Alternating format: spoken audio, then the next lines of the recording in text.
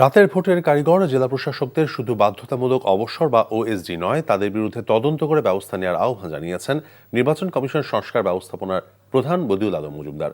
একই সঙ্গে শপথ ভঙ্গের জন্য নির্বাচন কমিশনার আইনশৃঙ্খলা বাহিনীর সদস্যদের বিরুদ্ধেও ব্যবস্থা নেওয়া প্রয়োজন বলে মত তার। নিয়ামুল আজিজ সাদেকের রিপোর্ট। 2018 সালের বিতর্কিত রাতের ভোটের জাতীয় নির্বাচন। ডিসিএসপিদের সহযোগিতায় রাতে বেশিরভাগ কেন্দ্রে বাক্স ভর্তি ব্যালট পেপার পাওয়া যায়।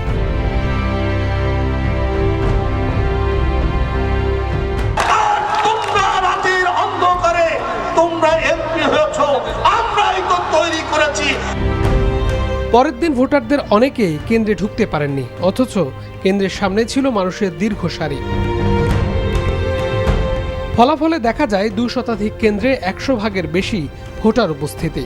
5 শতাধিক কেন্দ্রে 90 থেকে 95% পর্যন্ত ভোট পড়েছে।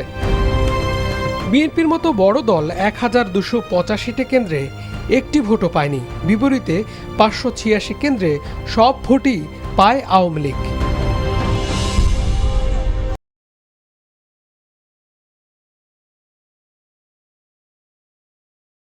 সম্প্রতি নির্বাচন ব্যবস্থা সংস্কার কমিশন রাতের ভোটের কারিগরদের বিরুদ্ধে ব্যবস্থা নেওয়ার সুপারিশ করে।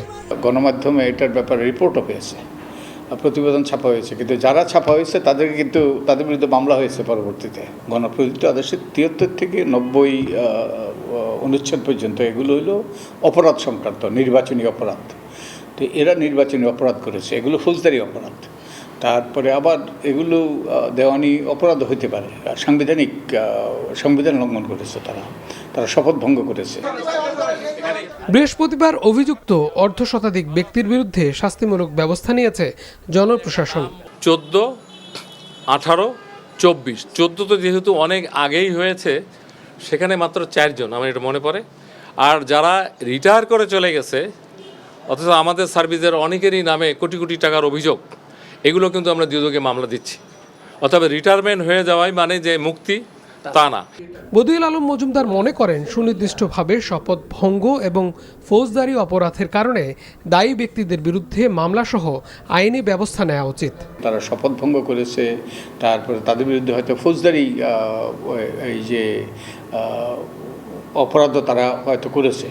তো এগুলো বিশেষজ্ঞদের মাধ্যমে একটা কমিশন গঠন করে এগুলো নিরূপণ করা দরকার। এটা একটা ছেলে খেলার বিষয় নয়, এটা গুরুত্বপূর্ণ বিষয়। নির্বাচন কমিশনার সহ দায়ীদের বিরুদ্ধে ব্যবস্থা নিলে ভবিষ্যৎ গণতন্ত্র টেকসই হবে বলে মনে করেন তিনি। যে কোনো রকম। Niamul Aziz Sadek, NTV news, Dhaka.